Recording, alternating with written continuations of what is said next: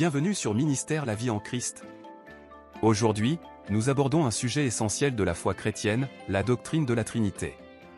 Ensemble, nous explorerons la manière dont Dieu se révèle en tant que Père, Fils et Saint-Esprit, une unité parfaite dans trois personnes distinctes. Préparez-vous à plonger dans les Écritures pour mieux comprendre la profondeur de ce mystère divin et à fortifier votre foi en découvrant cette vérité centrale du christianisme. Si ce contenu vous aide à grandir spirituellement, n'hésitez pas à aimer, partager et vous abonner pour ne rien manquer des prochains enseignements. 1. L'unicité de Dieu. La foi chrétienne repose sur la conviction qu'il n'y a qu'un seul Dieu, ce que l'on appelle le monothéisme. Deutéronome 6 verset 4 proclame « Écoute, Israël. L'Éternel, notre Dieu, est le seul Éternel. » Ce verset, aussi appelé le schéma, est central dans le judaïsme et le christianisme, affirmant que Dieu est unique. D'autres versets, comme 1 Corinthiens 8 verset 4 et 1 Timothée 2 verset 5, soulignent cette unité divine et rejettent toute idée de polythéisme. Cette conviction est essentielle car elle nous rappelle que, bien que Dieu soit révélé comme Père, Fils et Saint-Esprit, il n'y a pas trois dieux, mais un seul Dieu dans une parfaite unité. 2. La pluralité dans l'unité. Les indices d'une pluralité en Dieu apparaissent dès l'Ancien Testament. Par exemple, le mot « Elohim » utilisé pour Dieu en Genèse 1 verset 1 est un pluriel en hébreu, laissant entrevoir une complexité dans l'unité divine. De plus, Dieu dit « Faisons l'homme à notre image » en Genèse 1 verset 26, utilisant un pronom pluriel, tout comme en Ésaïe 6 verset 8 où il déclare « Qui enverrai-je, et qui marchera pour nous ?» Ces expressions ne sont pas des références directes à la Trinité, mais elles suggèrent qu'il y a en Dieu une réalité plurielle. Dans le Nouveau Testament, cette pluralité est pleinement révélée par les enseignements et les actions de Jésus et du Saint-Esprit. Par exemple, lors du baptême de Jésus, Matthieu 3 versets 16 à 17, les trois personnes divines sont présentes et manifestent leur unicité dans la diversité, le Père parle, le Fils est baptisé, et l'Esprit descend sous forme de colombe. 3. Les distinctions entre les personnes de la Trinité. Bien que Dieu soit un, les Écritures distinguent les trois personnes de la Trinité. Ces distinctions sont évidentes à travers les interactions entre le Père, le Fils et le Saint-Esprit. Dans Jean 14 verset 16, Jésus dit « Je prierai le Père, et il vous donnera un autre consolateur, afin qu'il demeure éternellement avec vous, l'Esprit de vérité. » Ici, Jésus, le Fils, prie le Père pour envoyer le Saint-Esprit, montrant que chacun a une identité distincte.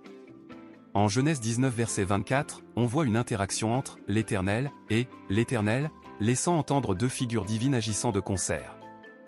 Dans le Nouveau Testament, Jésus s'adresse fréquemment au Père, Jean 17 versets 1 à 3, révélant une relation unique entre le Père et le Fils.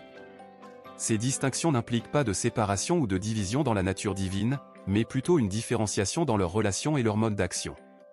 4. La divinité de chaque personne de la Trinité. Chaque membre de la Trinité est pleinement et complètement Dieu.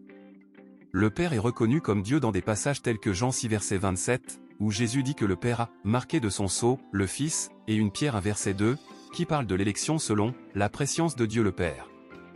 Le Fils est aussi pleinement Dieu, comme le déclare Jean 1 verset 1, « Au commencement était la parole, et la parole était avec Dieu, et la parole était Dieu. » Paul affirme également dans Colossiens 2 verset 9 que « Toute la plénitude de la divinité habite corporellement en Christ. » Dans Hébreux 1 verset 8, le Père lui-même appelle le Fils, Dieu, ton trône, ô Dieu, est éternel.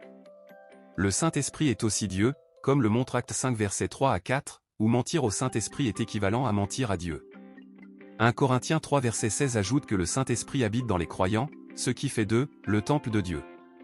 Ainsi, le Saint-Esprit partage la même divinité et sainteté que le Père et le Fils. 5. Les relations de subordination. Les Écritures indiquent une hiérarchie dans les rôles des trois personnes de la Trinité, sans que cela ne signifie une infériorité en nature. Le Fils est subordonné au Père. Par exemple, dans Jean 5 verset 36, Jésus déclare qu'il accomplit l'œuvre que le Père lui a donnée. Cette subordination est volontaire et se concentre sur leur rôle dans l'histoire du salut. Dans Luc 22 verset 42, Jésus dit « Toutefois, que ma volonté ne se fasse pas, mais la tienne », illustrant la soumission au Père dans la mission rédemptrice.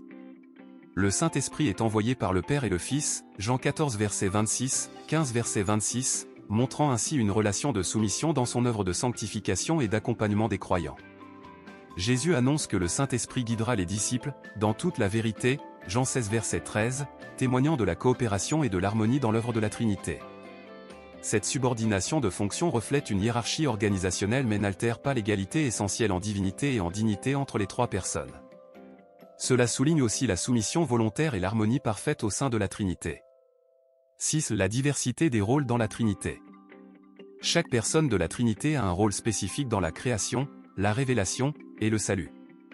Le Père est vu comme l'origine et la source, il a créé le monde, 1 Corinthiens 8 verset 6, et envoie le fil pour accomplir le salut, Jean 3 verset 16 à 17. Le Fils, Jésus-Christ, est l'agent par lequel toutes choses ont été créées, Jean 1 verset 3.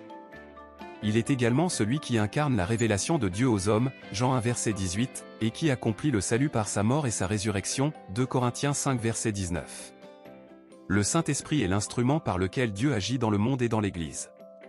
Il régénère les croyants, Jean 3 verset 5, les sanctifie, 1 Pierre 1 verset 2, et leur accorde les dons nécessaires pour servir Dieu, 1 Corinthiens 12 verset 4 à 11.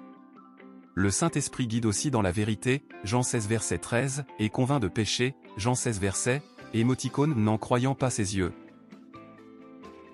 Cette distribution des rôles montre comment chaque personne de la Trinité contribue d'une manière unique au dessein de Dieu pour l'humanité. Cela reflète une diversité fonctionnelle dans une unité essentielle, où chaque personne participe harmonieusement à l'œuvre divine. Illustration et limite des analogies de la Trinité. Les analogies humaines comme l'œuf ou l'eau tentent de rendre la Trinité plus compréhensible mais montrent leurs limites. Un œuf est composé de 3 parties, coquille, blanc, jaune, mais ces parties ne sont pas chacune pleinement un œuf, alors que chaque personne de la Trinité est pleinement Dieu. De même, les états de l'eau, liquide, glace, vapeur, ne capturent pas la simultanéité des 3 personnes divines existant ensemble. Ces illustrations peuvent donner une certaine idée de la complexité de la Trinité, mais elles ne rendent pas pleinement justice à sa réalité. La doctrine de la Trinité a historiquement divisé des courants théologiques, mais les Écritures présentent ces aspects essentiels avec clarté, il n'y a qu'un seul Dieu, et ce Dieu unique se manifeste en 3 personnes distinctes et divines. Bien que la Trinité reste un mystère, elle révèle la grandeur et la complexité de Dieu, qui dépassent les limites de la compréhension humaine. Lisons ce verset si intéressant. Quelle profondeur ont la richesse, la sagesse et la connaissance de Dieu. Que ses jugements sont insondables, et ses voies impénétrables. En effet, qui a connu la pensée du Seigneur, ou qui a été son conseiller? Romains 11 versets 33 à 34. Cette application de la doctrine de la Trinité dans la vie chrétienne. La compréhension de la Trinité ne se limite pas à une doctrine théologique, elle a des implications pratiques pour notre vie spirituelle et notre relation avec Dieu. Relation avec le Père, en tant que Père, Dieu nous invite à une relation intime avec lui, marquée par l'amour et la confiance. Jean 1 verset 12 nous rappelle que nous sommes ses enfants par la foi en Jésus-Christ. Relation avec le Fils, en tant que disciple, nous sommes appelés à imiter Jésus, qui est le modèle parfait de l'obéissance et de l'amour sacrificial. Éphésiens 5 verset 1 nous exhorte à « marcher dans l'amour, à l'exemple de Christ ». Relation avec le Saint-Esprit, l'Esprit Saint nous accompagne, nous guide dans la vérité, Jean 16 verset 13, et nous fortifie dans notre marche quotidienne. Nous sommes appelés à laisser l'Esprit produire en nous son fruit, Galates 5 versets 22 à 23. En approfondissant notre relation avec chaque personne de la Trinité, nous enrichissons notre foi et cultivons une vie chrétienne plus complète et équilibrée, fondée sur l'amour, la foi et la sanctification. Merci d'avoir suivi cette étude sur la Trinité ici, sur Ministère la vie en Christ. J'espère que cette exploration vous a permis de mieux comprendre ce grand mystère et de renforcer votre foi. La doctrine de la Trinité, bien que profonde et complexe, est au cœur de la révélation de Dieu et nous montre comment Père, Fils et Saint-Esprit œuvrent ensemble pour notre salut. Si cet enseignement vous a édifié, n'oubliez pas d'aimer, de laisser un commentaire, de partager autour de vous et de vous abonner pour recevoir nos prochaines vidéos. Que Dieu vous bénisse et vous guide dans la vérité.